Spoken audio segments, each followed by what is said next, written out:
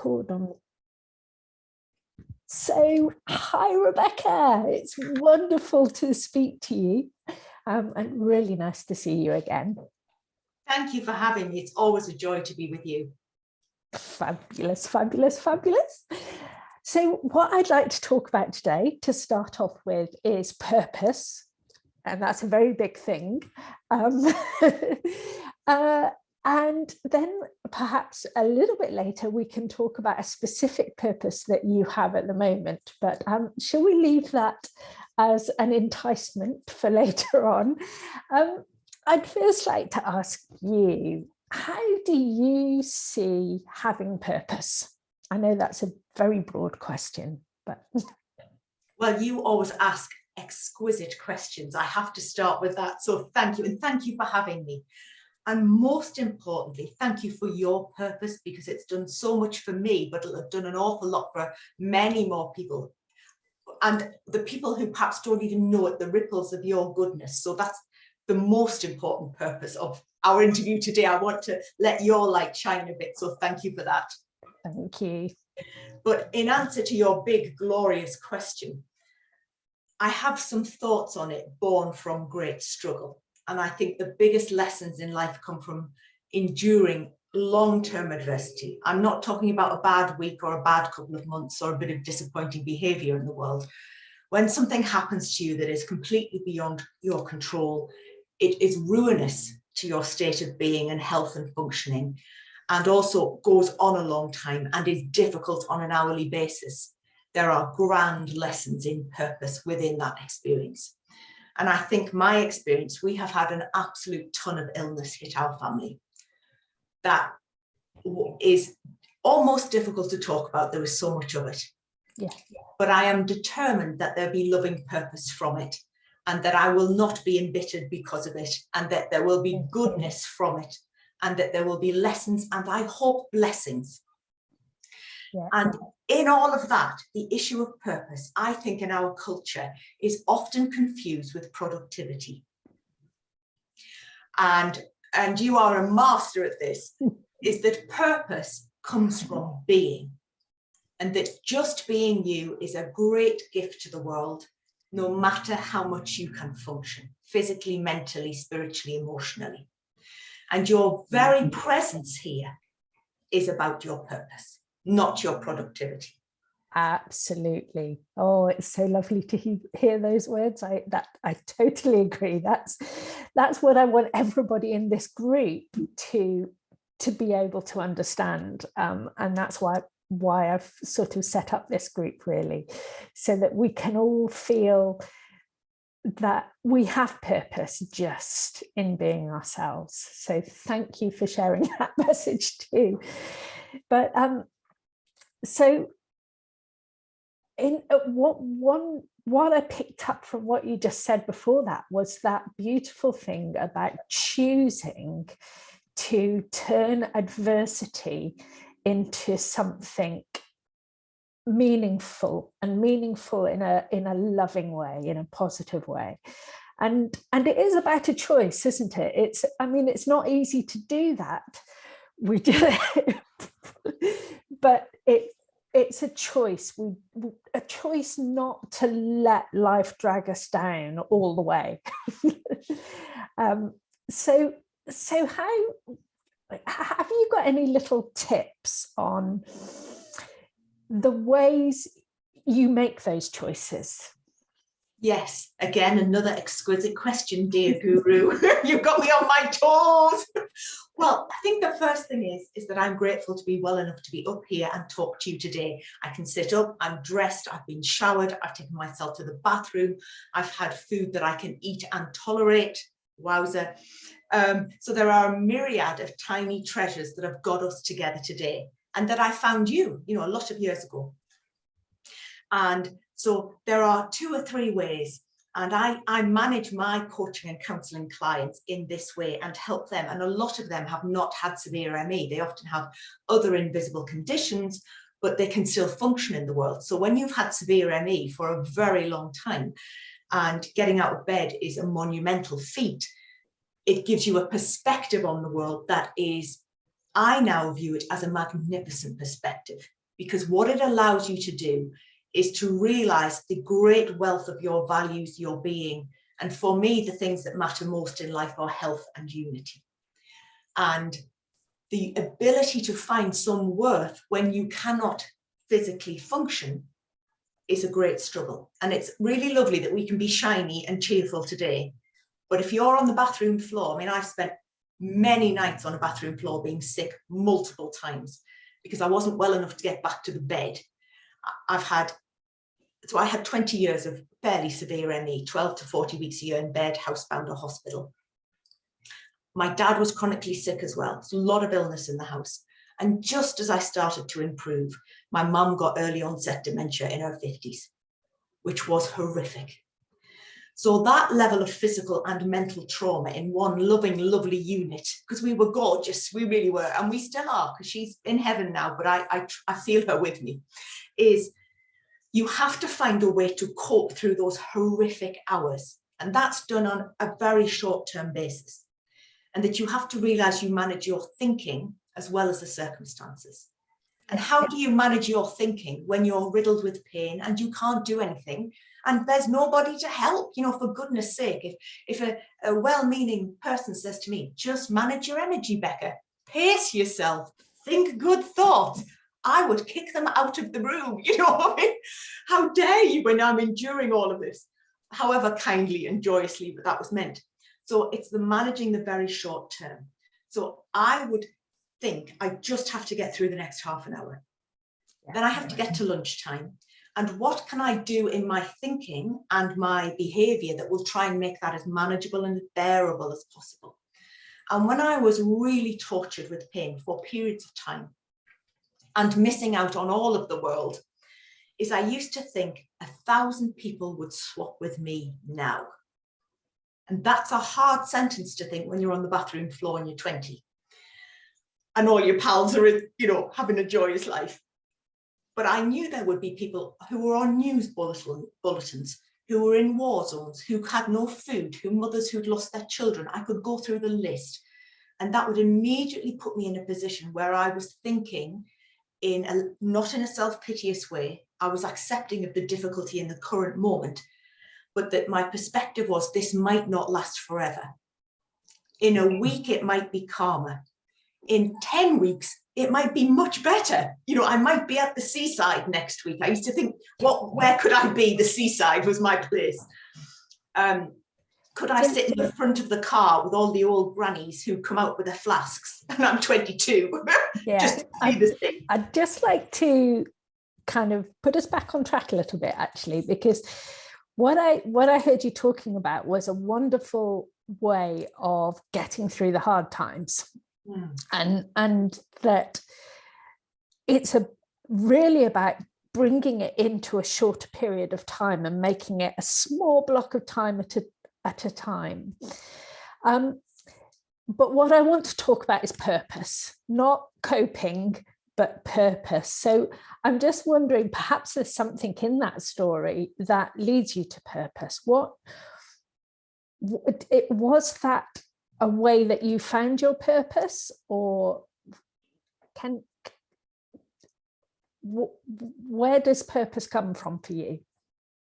I think it comes from courageous love. And I think whether you're the carer or the recipient, that kindness saves sanity. Okay. And even a kind word, or that you sit with somebody, or if they're too ill, you don't sit with them, whatever they need. And I think action negates worry. So whatever you can do brings you back to purpose, because your purpose might be to just get through that tremendously difficult time as an example to somebody else. Yeah. So back when you were very unwell, your purpose was just to get through the next 30 minutes or the next few minutes. Your purpose was just to get through. But when you can get beyond that moment, purpose is in the love. And you use the word courageous love. And what I loved about what you just said was it's not just about, your purpose isn't just about giving that courageous love. It's also about being able to receive that courageous love. So I absolutely love that. Because I'm glad. I love it when you're pleased. I do think that our purpose, the love purpose, goes two ways. It is just as important to be able to be on the receiving end of love as it is to be able to be on the giving end of love. So like you said, even in those moments when you're not well enough to be on the giving end of love, you still have the purpose because you can be on the receiving end of love. Yes. And my father used to say to my grandmother, who would be always, oh, don't give me any presents. You know, he would say, receive with good grace. And that's a beautiful sentence, isn't it? Absolutely. And again, we mustn't confuse receiving, because we're always giving with our manners, our temperament, our expressions, even if it's just a tiny whisper of thank you, you know. And I had a Facebook memory come up today, which was so poignant because I knew I was going to talk to you, dear guru. And it said, when my mum was she was very sick for 14 years and she lost all her functioning and was tortured in that. But I had written a Facebook memory of something I had said to her, and she had very few words. And every now and again, she would have this enormous moment of clarity, you know, and these were very few and far between. And she was sort of my age. And I just would tuck in next to her, and she'd tuck in on the bed next to me. And I said, are you all right, treasure? And she didn't have any sentences left. So she's not even 60 and she can't walk, talk, see or hear. And she said, very. And I said, are you all right, treasure? And I just, you know, I was going around the question, you know, really what I was saying is, are you in pain? Can I get you anything? And she just said, very. And she just pressed a little bit further into my shoulder, you know, very. And she wanted to stay there all day, every day. She just wanted to tuck in like a puppy. So she was in many respects my child. So the business of, are you all right? I am very all right if you're with me. Yeah. So there are humble lessons in presence and purpose, because I couldn't fix that. But what I spent 14 years trying to do was make it a bit less bad. Yeah. And that's a powerful statement of purpose. Not what can we do to make it better, because sometimes it's just unrelentingly difficult. But if you can make it a bit less bad with a kind word, a sweet smile, do your basic job with good grace. You know, a minimum wage carer with a loving heart is more powerful than anything in the world. You know, and they need a massive pay rise and honour from the Queen. But the people who've saved our sanity are the ones who've given with good grace, but received with good grace. It's the sum of the parts. And I love how you're picking up on how just little things like an expression of your face, a smile, kind words, all of those things are just are such simple ways of having purpose, and they can have such a ripple effect as well. So they make your life, because we lived in a life and death situation for the last few years of her life, which was, you're on tenterhooks all the time. Will she choke? Will she have a seizure? Will she suffer horrendously? So you're in this awful stage. And if she'd had 2 mouthfuls of yogurt, I was elated. Now, the world would look at that as if I was a crazy woman, but it just meant that she had swallowed and she had a little bit of something. Or if we'd managed to find the softest cushion or pillow, these are tiny things. And, you know, end of life is a different situation for most people because it's very rare. But people who are very severely ill with ME are often as ill as people at end of life, you know, in the sense of how little they can function, or the payback if you do try and function even a tiny bit. So those lessons are very, very powerful. Yeah. So let's bring it more into the present moment for a little while, because I would love to hear a bit more about how you are purposeful now. Tell me about your life's work in some ways. Tell me a little bit about how you've turned, now that you have more energy to express a purpose, How are you expressing that? Well, I'm going to give you the best answer you could ever have, as I did what you said. There you are. But is that I did try to do every possible thing to be well. So that's very easily said now. But when I was, when I had 40 weeks a year in bed, I made sure I didn't drink any pop or I had any Mars bars. There were tiny things. I tried to regulate my sleep. I did, all those very basic pacing, functioning, any care things. But I always looked for the 3% of progress. I never looked for an overnight thing. What can I do with the little bit that I have? And there was a cumulative goodness in that. But I know I was fortunate because I had the ability to do that at some level. And I counted my blessings. I tried to be a blessing. But I tried to look, what on earth can I do with this tiny bit of something that's in me? Who am I? And I was unemployable. That's a very difficult thing to say, but I really was. And I didn't earn any money or go to work till I was 36. And I was ill at 17. So please, if you're a teenager with ME, you might be better by 20. You might be vastly improved by 30. This is a long game. It might not even be a long game for you. You might be better next month. We have to realize that and look for those examples. But the 3% gains of looking for purpose. But all my choices, if you imagine going down a long road and there's lots of lefts and rights you can take, I just didn't have any lefts or rights. And I was crawling along the road. But what I could do is I could think well, by the grace of God. I could write, and I wanted to write, speak, and inspire just a little bit. And those things were the things that I could do when I was 7. When I was 7, the school knew there was some little bit of spark in me, and I did my first school assembly when I was 7. And I felt like there was electricity flying up my feet when I stood up on that chair and read to the school and played the piano. And I suddenly thought, that's who I need to be. I need to be that little girl who's scruffy and reads from the chair. So my purpose now is to try and generate loving joy as the Lifejoy coach, and I write books. Because I wasn't well enough to do a 9 to 5, I had to make my own work. So being self-employed, it was my only option, and it has been a great joy. And it has been immensely hard work and immensely nerve-wracking, as it's a difficult way, but it was my only way. So in some ways, all those options blocked off. So I started with, what can I do with what I've got? And you've got knowledge. People have got knowledge they don't know they've got. And how can I perhaps, in some ways, use that to loving purpose to help other people who are further down the track? Come on, darling, come with me. Come and tuck in my coat.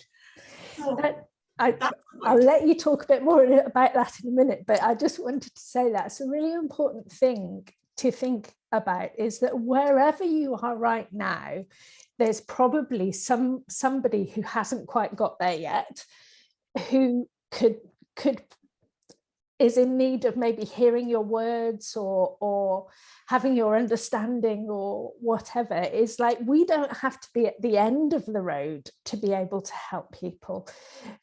Wherever we are right now, we'll have gone through so many challenges already and overcome them.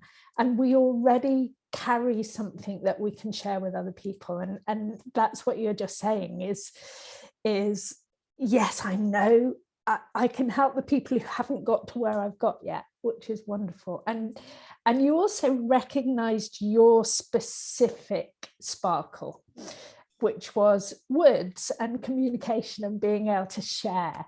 So tell me a little bit about how you manage your day with your writing and your being self-employed. Well, I manage it with great care. And, I'm not back running and being a triathlete. I didn't try to go back to the life I had that made me ill at 16. That's an important thing. I tried to use what was sustainable and wise. So, I'm not back. I mean, I was a Christian celebrant for a decade, as well as a coach and a writer. And I haven't gone back again, because illness is teaching you something to get you back on the right path sometimes. So I've had to be humbled about what I couldn't do. And I'm not doing in-person things, but by the grace of technological joy, I have coaching, one-to-one counseling clients. I have books, and I'm trying to muddle together. My dad has a phrase, we're muddling along in varying degrees of elegance, and I'm trying to do that. So I have a very structured day that's very tightly disciplined in terms of managing health and energy. Mhm. And I have a very structured sleep pattern, and I have a very tight diary that certain things don't go in it until other things are in it, and you know, all those self-care, but also the ability to say no, thank you, I'm not able to. You have, and you have very good boundaries, which are very kindly manifested. So my working day really is, I tend to have best energy early in the morning for brain. I know my patterns, I know who I am. And there's something lovely about having a coaching or counselling client mid-morning, because I've done a bit of something that requires a bit of vroom, vroom, vroom. And then I can have the client and the joy of having them, as well as the work we do. And my best time for moving is after lunch, because I've had my lunch and there's a kind of energy to my day. And then I'll come in and do what I call the admin-y, that's a very Sunderland phrase, admin-y things later in the afternoon, or I'll have a rest if I need one. So I have made some peace about the necessity of balance and rest and acceptance that I can't, you know, my husband's been a very good runner, and the thing I most want to do is go and do a triathlon, you know, and that isn't, I'm not there yet. But the business of having people behind you, I also have people ahead of me. And I have people who've made more progress, and I think I'd like to be like that. What can I do to get there? But it's not ridiculous. I haven't got a vision board with mansions on and flash cars and rock climbing.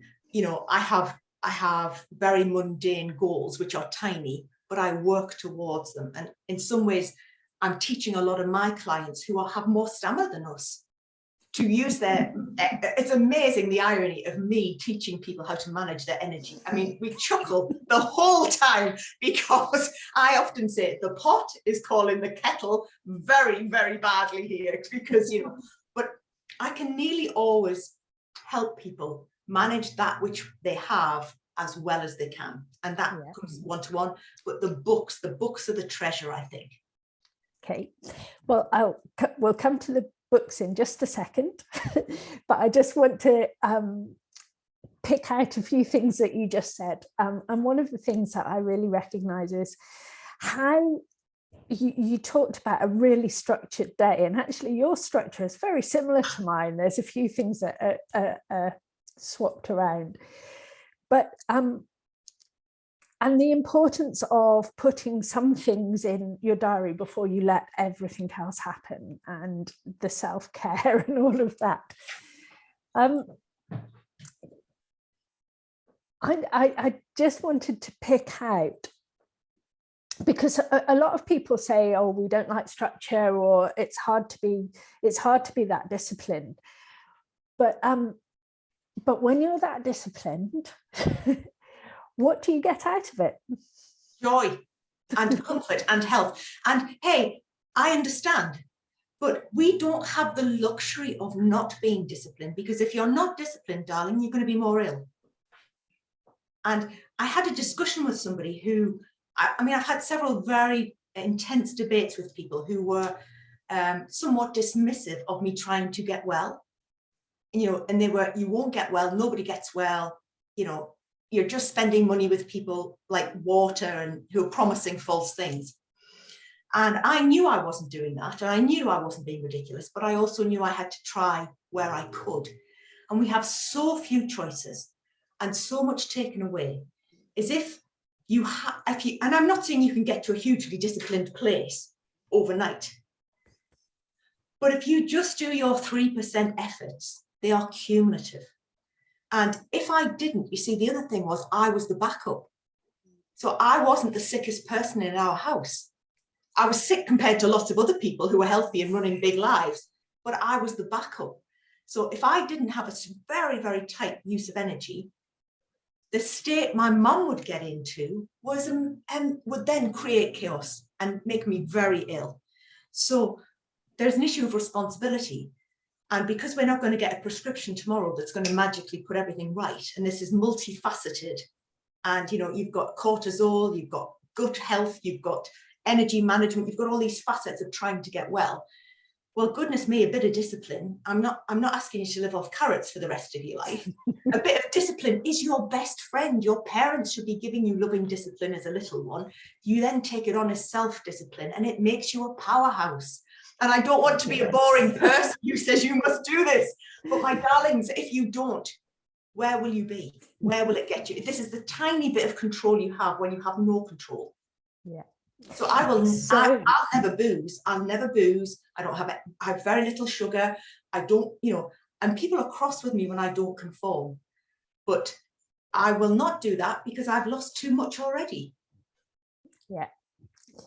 So let's talk about your books. So this is one big part of your purpose has been caring for your family and the love and sharing Lifejoy.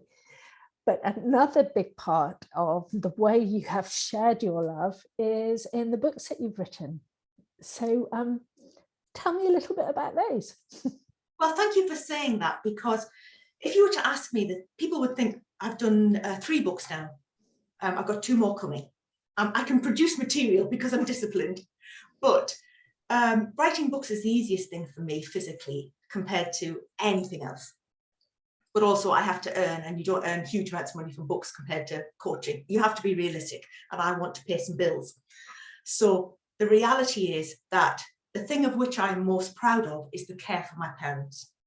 I really am. And the battling I did for them, the battling was the hardest bit. And that manifested, the end point of that was that I had to do all the things that people often with ME don't want to do, like confront difficult situations, the gentle, sensitive souls that we are, I think. And I really did have to battle and debate. I then took her funeral. And once you've taken your mother's funeral, a lot of other things don't look very difficult. So self-discipline isn't difficult after that, I promise you, and those things. So in terms of purpose and work, it's a privilege. That's how I look at it. It's a privilege to be well enough to do something, to sing your little bit of song. So my first book was about a manual for resilient living, Lifejoy. It was all the things that I knew that might help you, my treasure. That's what I wanted to say. But this is a book that will be through stages of life. Can I just give you a little picture of it? Mm-hmm. Here it is. And it's 100 pages. And I wrote it for poorly people. The font is big. There are big gaps between it. And it's a workbook as well. And it's for each stage of life. But it will help you cope with difficulty. But it'll help you find your joy. And I made the font big and the pages and the topics really short because I couldn't read long chapters. Yeah. And I thought about that. So that was my offering. If I offer nothing else in my working life, that's, I hope, some use to you. I didn't write another book for 7 years because I was doing services and, trying to earn the income. But then when lockdown hit, I thought, oh my goodness, why has this happened again? It's all gone horribly wrong. So I wrote my second book, which was a reading for every day to help you through the year. So that was a small reading. We call them devotionals, a thought for the day. And that January's theme was love, February's was courage, March was integrity. And that, of course, had sunflowers on. And that prose is really, they're very short pieces. So in those awful hours, you could read that if you could just manage it, or have somebody read it to you, and it would help you through. And one of the most profound things out of all of this was I took a funeral service for a young man, and his wife's sister bought the book, and she goes every morning and they read it to each other. They take turns. And that was from all of that trouble that I'd had, and that had helped them. And they're really fit and strong and beautiful and wonderful women, but they'd had immense injustice in the world.